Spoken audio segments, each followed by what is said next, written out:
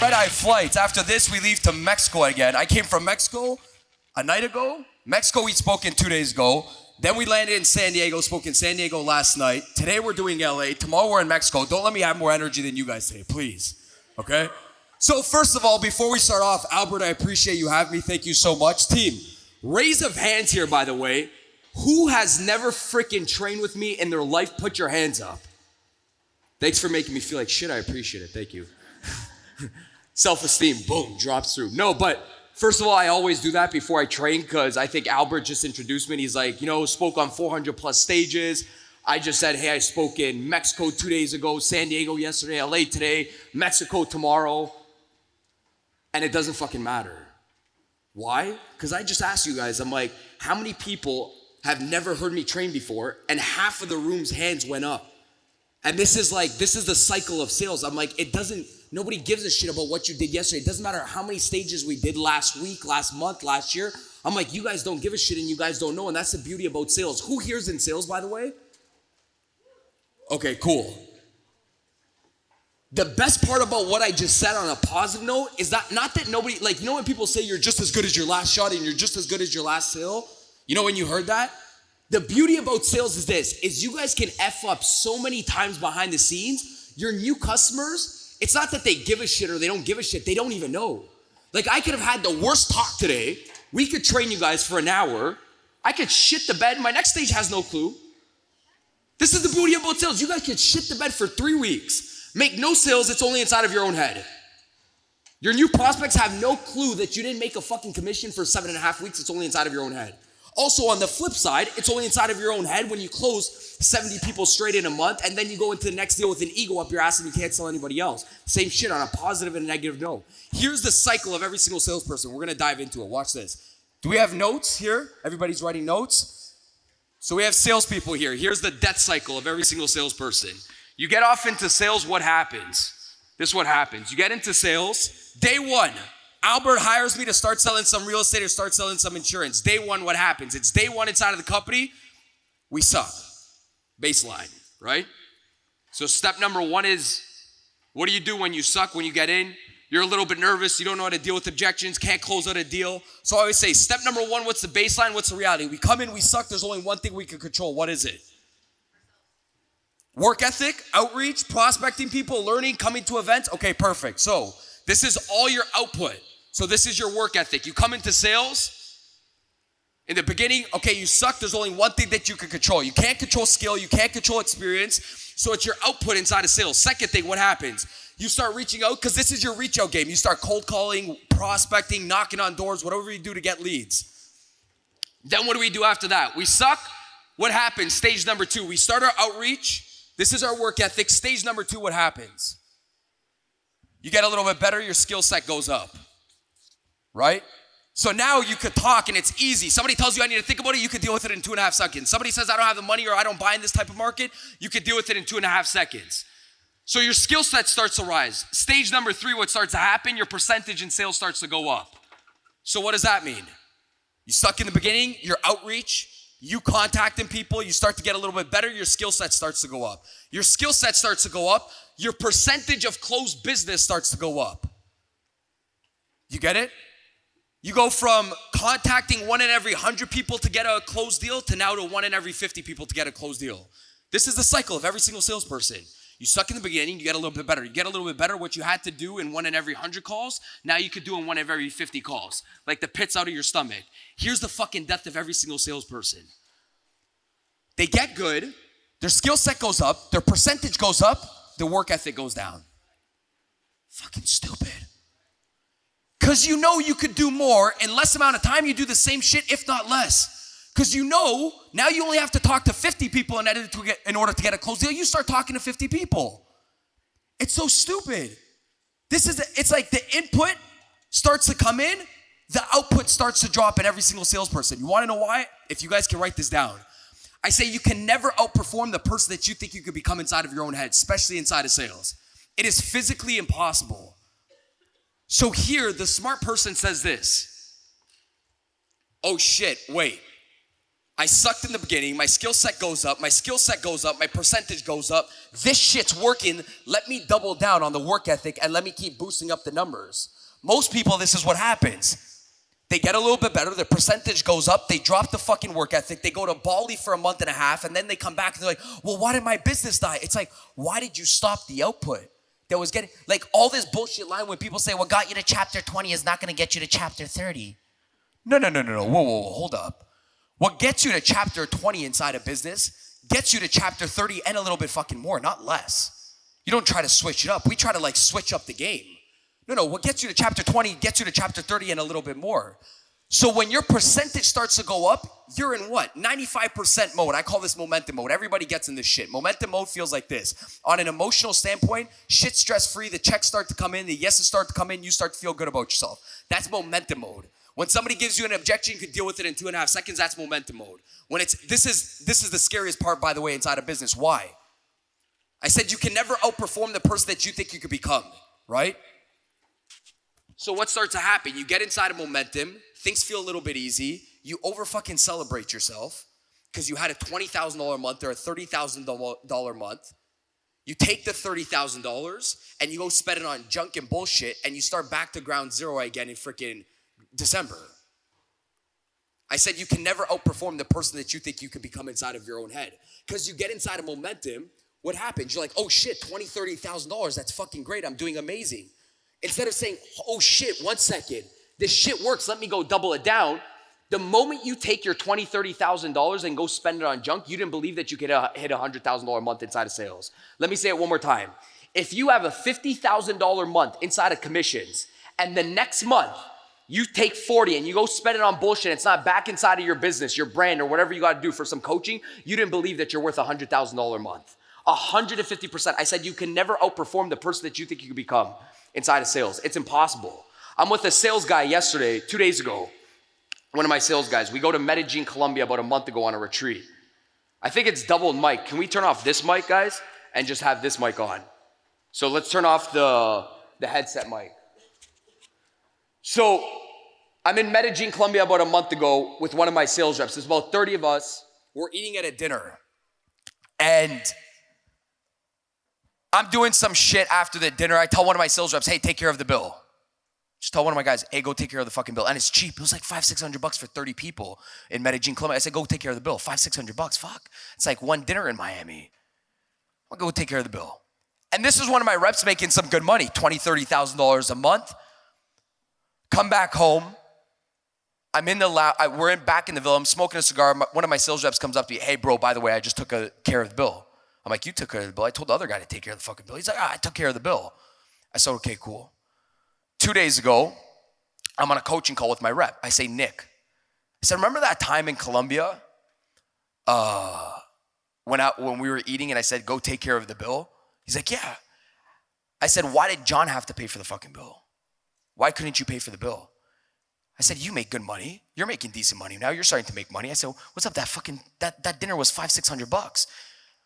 I say, you don't have money, right? I know you don't. I'm like, because I know you would want to do anything for me. It'd be embarrassing. You don't have money, right? Let's get to the reality. We're on a call right now. He's like, no, I don't have money. I'm like, what the fuck are you spending your money on? $20,000-$30,000 a month? I'm like, I don't see no cars. He's like, well, you're spending your money on junk. I'm like, Nick, what's your money strategy? He's like, man, I just always go over budget. I'm like, so you got this budget sheet? Everybody has a budget? Do you guys have a budget? You guys have a budget planner or whatever sheet? I said, that shit's a failing formula. He's like, why? I said, Nick, what's my favorite line? He's like, you can never outperform the person that you think you can become inside of your own head. I said, exactly. I said, the budget's fucking useless. Why? I said, the budget's useless. Why? Because your habits are messed up. So the budget's fucking irrelevant because your habits are fucked. Your habits are fucked because your self-worth inside of your head is fucked. So I said, your self-worth creates your habits. If your habits are messed up, you're out there smoking weed, drinking liquor, the budget sheet's fucking useless. The budget sheet's the strategy, but if your habits are messed up, it messes up, your negative habits will mess up the budget sheet. You have negative habits because you have a low self-worth because you don't feel like you're worth $100,000 a month, so you go take the money and you spend it on some bullshit and weed. So your self-worth is low because you don't think you could become somebody inside of the future, so your habits are fucked. Your habits are fucked, fuck the budget sheet. The budget sheet's useless. Fuck it. The budget sheet doesn't matter. And this happens in sales 24/7. I go teach somebody an objection. I'm like, you can't even implement it because your habits are shit. Your habits are shit because your self-worth is so low. Every single investment that you make inside of your life, every single step that you take inside of your life, and this will make sense because sales is internal before it's external. I say everything reflects what you feel like you could become inside of the future. You go take a fucking piss on the wall outside right now. Obviously, you don't feel like you could become somebody big inside the future, so you don't care about nobody filming it. You don't care about your public image. I say every single action that you take right now reflects who you think you could become inside of the future. You make $100,000, $80,000 is spent on your personal expenses, and $20,000 is spent back inside of your business. You didn't feel like you could have a multi-million-dollar business. Your operating costs in your business was less than your fucking personal expenses. Maybe you didn't feel like you could have a multi-million-dollar month. Been there, done that. So I say, look at what you currently do right now. It's a complete reflection. The action that you take today, the way you prospect today, the way you sell today, the way you take your money and invest it back into your business today, it reflects who you think you could become 5 to 10 years down the road. You can't ever outperform that shit. Does it make sense? Yes? Okay, let's dive into some sales tonight. So I said I have a lot of salespeople inside of the room. Here's the first thing inside of sales. I think every great salesperson, by the way, I know there's a lot of people here that sell real estate. I have entrepreneurs, coaches, insurance. I think a lot of people here know their product really well. You study a house, you know the square footage, you know how many beds, baths. This shit's easy. This is an overnight thing. Products, advantage, features, benefit. This is easy. I said the best salespeople in the world don't figure out everything that's great about the product. They figure out why people don't buy their shit, and they learn how to master that. Let me say it again. Great salespeople don't figure out every single product, advantage, feature, benefits. This is the easy thing. Presenting's the easy thing.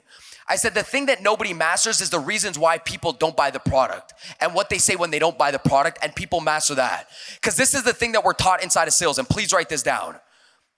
And you've heard this. Fortunes in the what? Fortunes in the what? Follow up. Nice. Okay, cool. Do I agree with the line? Sure, 150%. Anybody that's in sales know they made millions of dollars inside of follow-up. Yes, 150%. But I said the line is bullshit because nobody has ever told me. When I was young, I started sales at the age of 14 years old. Not like selling drugs and candy before that, but for a job, a direct sales job at 14 years old. Full-time direct sales, door-to-door sales. Okay, did it for 6 years before I got into college and university, dropped out of college and university within the first 6 months, got right back into medical sales for 4.5 years, opened up a sales agency by 25. So I was training and outsourcing salespeople for the last 5 years. That's my story in 13 seconds, by the way. So when I was 14, started sales training, Zig Ziglar, Tom Hopkins, Brian Tracy. I heard the shit my whole life. Fortunes in the follow-up. So it's perfect. Fortunes in the follow-up. I heard it a million times.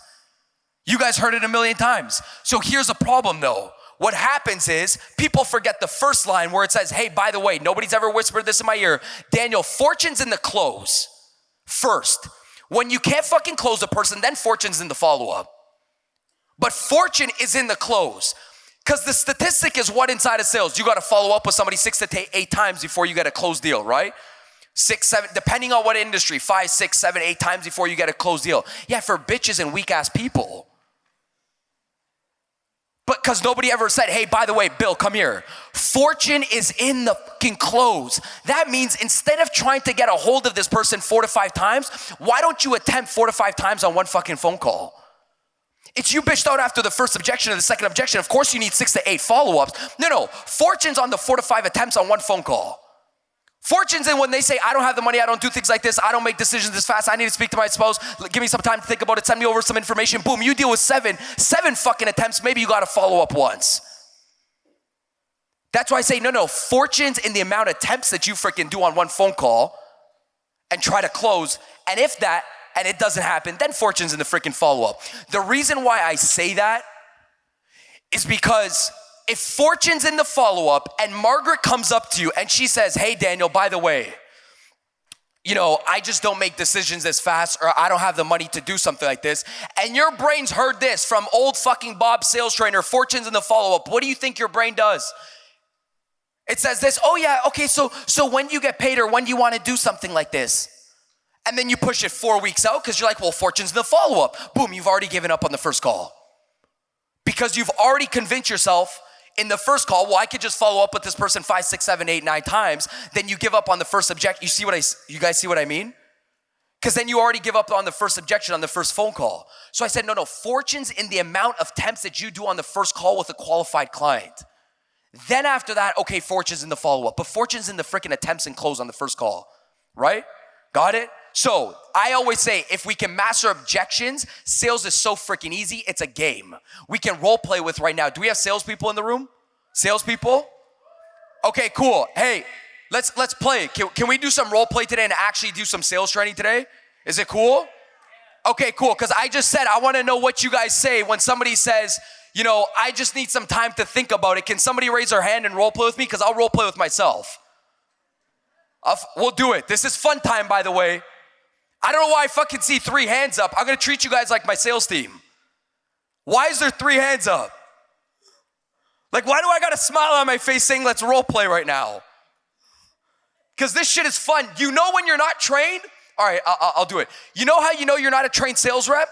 When somebody either gives you an objection or your manager says let's role play and you have a little bit of anxiety or you get a little bit quiet, you're not a trained sales rep. If sales is not exciting when somebody gives you an objection, you're not trained yet. If it's not exciting. You can't fake this shit. Somebody tells you no thank you, I'm not interested, and you can say it in 2.5 seconds, can't fake it, it's exciting. That's how you know you're trained. If you're not excited when a no comes in or your manager asks you to role play, you're still not trained enough. It's okay, I'm just saying, guys, I asked the room who's in sales, 99% of the hands went up. Then I said, hey, let's deal with an objection. Whatever objection you want, I need to speak to my spouse. And then 3 hands went up. What the fuck? We're only gonna do this to get better. Okay, let's play. Who said, let's do this around table. Put the hand up, let's throw an objection. What was the objection? No, thank you, I'm not interested. Okay, let me get this guy right here. Go ahead. No, thank you, man. Come here. Can we give a round of applause for my man right here coming up? We don't have to come up fully. We could have done it, but I don't think you have a pass around mic. What's your name?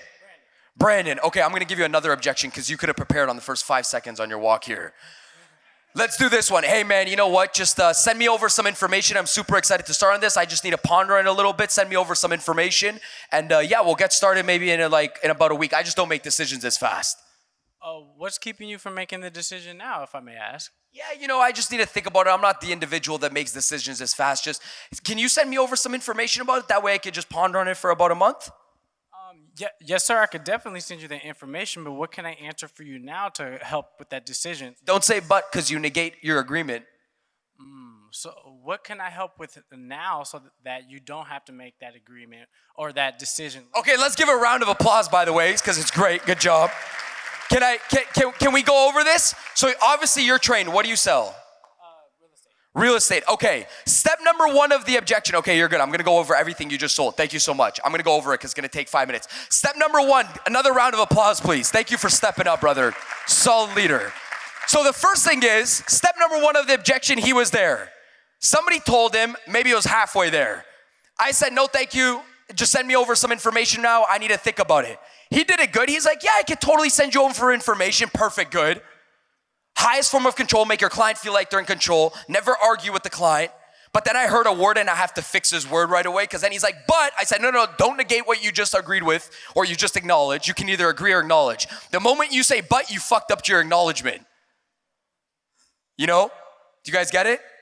Babe comes home wearing a nice dress.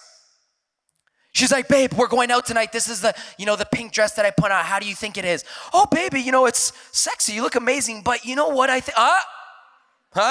Don't say the but because she's about to get changed 18 times. Don't say but. So I said, okay, perfect. He's in a perfect state of acknowledgement. By the way, you don't agree. You don't have to always agree. You can just acknowledge objections. Daniel, fuck you. I don't want to buy from you. Okay. Just one simple word can deal with an objection sometimes, guys. Okay. I don't have the money. Okay, cool. So what was the objection I gave you? Oh, send me over some information. I don't make decisions this quickly. Yeah, 150%. Okay, I got you, 150%. I'm not gonna negate it. My whole job is to do what an objection. There's only one thing to deal with a difficult customer when you get an objection. Get back inside of the conversation and figure out the bare naked truth. If everybody felt like they could get your results or your best client's results, everybody would fucking buy. So the information thing, the no money thing, it's all fake because they're on a phone call saying, hey, please help me. Then some way, somehow, we sold them out of the deal. They're saying, please help me. I just don't feel like I can get your results or your best client's results. That's why I'm saying, no, thank you. I'm not interested. I don't have the money to do something like this. Give me a little bit more information. There's a deep core fear happening deep down inside that we just never get to because we always just say things like this. Yeah, I could send you over information, but like, what do you need to think about? 2 minds are better than one. You're in argument mode right away. How are you gonna get to the fear? Dude, I just need to think about it. Somebody says, I don't have the money. Okay, yeah, I know you don't have the money, but let me ask you a question. So when you get paid?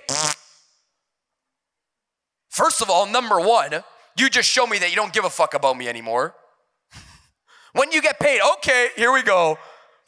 I get paid in 4 weeks. The salesperson just wants my commission, number one. By the way, number two, it doesn't do nothing. When you ask somebody, when do you get paid or when do you get the funds to do something like this, even when they get paid on Friday, you sell a program for $2,000 and they get paid on Friday, and I'm selling one of Albert's programs, it's $2,000 and I'm one of his closers. And I say, so when do you get paid? And they're like, next Friday, Daniel. If the person is still skeptical, hesitant, and confused, when they get $2,000 next Friday, they don't fucking spend on you, they spend it on tequila. So it doesn't matter. You see what I mean? So my job is like, wait, pause. Inside of my head, I said they came on the conversation for a reason. They wanted to get better than what they currently have. Some people are looking for perfect, which I'll talk about in a second, but the client just wants to have a little bit more and get a little bit better than what they currently have. That's why they came in. Some way, somehow, through the process of this communication, the client subconsciously says in their head, I don't feel like I could become like you or your best client, so I'm just gonna tell you, I don't have the money, I need to speak to my spouse, I don't make decisions this quickly, send me over some information, I need some time to think about it. So I say, what's the fear? So let's deal with it. The guy, I said, send me over some information. I need to think about it. Hey, perfect, 150%, Carl. Do me a quick favor. Let me throw you information. That way you can make an informed and educated decision, whether it takes 4 weeks or it takes 6 weeks in order to think about it, something like this, because I want you to join in when you're joining. I want you to be a fuck yes, and I want you to be confident when you're joining something like this. Let me send you over information. Carl, what's your email? It's carl@123@gmail.com. Okay, perfect, Carl. I'm gonna send over. Is there also a text number I can send over to you? Is this good to send you over information? Yeah, 647-222-3333. Okay, perfect. I'm gonna shoot you over. And by the way, Carl, I know you're a super busy individual. I know you're a business owner. Throughout this conversation, I want to send you over some shit that's actually, specific, and I just don't throw you over 18 pages of information because I know you're probably not gonna read it. I want to, send you over something that's specific that can solve a problem that you're still a little bit hesitant, confused about after what we just talked about over the last 3 hours.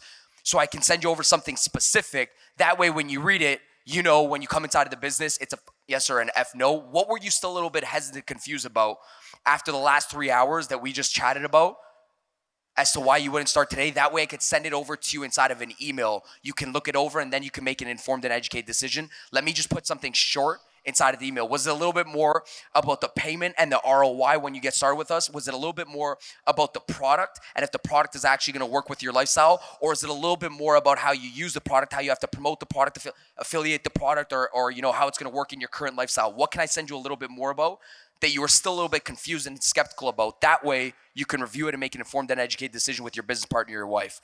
Yeah, Dan, it's a little bit about, the payment plan, man. Ta-da! Do you guys see what I just did? Fucking objection starts to move. It went from, I need to think about it, I'm just being a little bit smart. I sat down with my salespeople and I said, guys, figure out why people don't buy a shit and why they get scared. Okay, why are we doing that, Daniel? Because when we deal with an objection, this is what we're gonna do. We're gonna give them all the power. We're gonna make them feel like they can exit the freaking door. And if I make them feel like they can exit the door, I'm gonna bring them back in because that's what a great salesperson does. It's a dance. I control this shit. So look what I did. I said, Carl, perfect. Let me send you over some information. What's your best number? Why am I doing this? Some people get into argument mode. Yeah, but what do you need to think about it? 2 minds are better. Don't get into argument mode. Make the client feel like they're in control. It's the highest form of control. You do that by giving them the exit so they don't feel claustrophobic. If you make your client feel like they got to make a decision, do something or buy something on the call, they feel claustrophobic, they'll never give you the bare naked truth. But if I give my client the exit on the conversation where they feel like they can leave, I can pull them back in. Does it make sense? I know I speak fast here, guys. So this is what I said to him. I said, perfect, let me send you over some information so you can ponder on it over the next 3 to 4 weeks. inside, when I send you over some more information, what would you like to see more of? Was it a little bit about, and then I start listing the fears of why people wouldn't do business with us, or with the deep down fears, because I did this with my sales team. I say, guys, why don't people buy our shit? What would they be scared of? Could it be system, service, and support? Could it be payments? Could it be what it looks like 5 to 10 years down the road? What are they scared of? Let's list them off. The moment they agree to one thing, let's get back inside of the presentation. Oh, fuck, John, that's my fault. You know, I get so caught up in talking about the investment of something like this that I forget to tell you the process of how this is actually gonna work out. Let me dive back into this for 2.5 seconds. That way I could show you. Boom, I'm back inside of the conversation. That's the attempt thing that I was talking about. I said majority of people can't do that.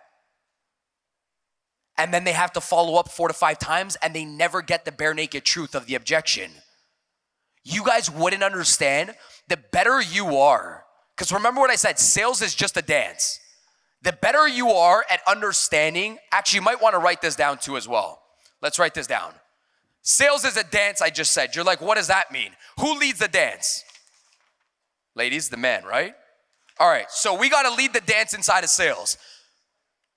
You know, there's a bunch of shit where people are like, oh, you know, there's a prospect that's, you know, green personality and blue personality and this. Okay, a prospect is doing 2 things.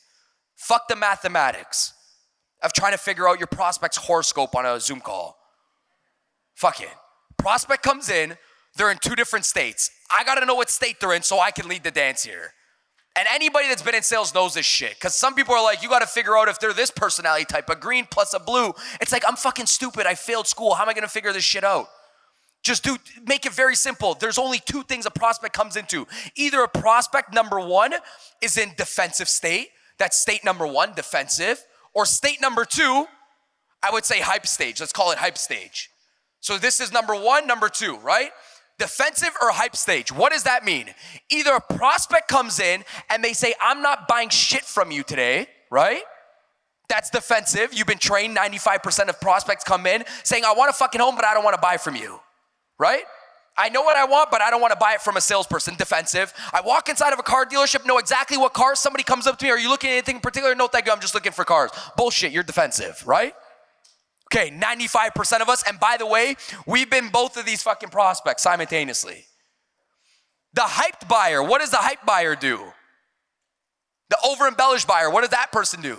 Hey, Dan, man, yeah, super excited you gave me a call today, man. It's time that I start selling my freaking home. I want to get out of this neighborhood, man. It's fucking hectic. Sell me a freaking new home. And then you go, okay, perfect. Let me show you a little bit of the homes. Boom, hyped you up. Fucking broke your system. Your system's to do what? Qualify, make sure they're a good client, see what they need, see what they want, see the amount that they could spend, present them the right homes, close them the right way, but they fucking rushed you through it because you got overhyped by the buyer. They led the dance, not you. Because you didn't see that they were overhyping you in the beginning. You know, the guy that comes in, he's like, just show me the price right away. I don't give a shit, Albert, just show me the price. Dan, I don't give a shit, just show me the price. I need to know the price. You ever get that guy? That just says, yeah, show it to me, I just need to know the numbers. And then the salesperson, because they don't know how to control the dance, what do? They either show them the numbers or they argue. They only do 2 things. No, well, you know, my company has a process. I can't get it out to you that quick.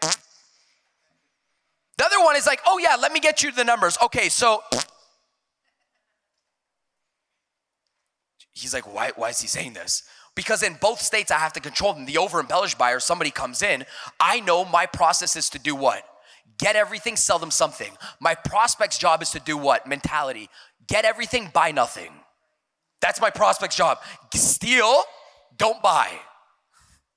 Prospect's job, right? Our job, qualify, sell. Prospect's job, fuck up this guy's process, get the money, don't buy shit. And you can't sell him shit because you haven't qualified him. You don't even know his pain points. So even when you give him the price, you're already effed up, and they effed you up because they led the dance. Do you see what I mean? It's like when I'll talk about this. Another one is defensive, when they're closed off and they say, I'm not buying shit today. It's like the traumatic buyer, I call it. It's like they've had trauma in the past with another salesperson. You know, it's like when you break up with a relationship and you date a bad girl, bad guy, and you're like, yeah, fuck it. You know, I just don't believe in girls anymore. You're traumatized.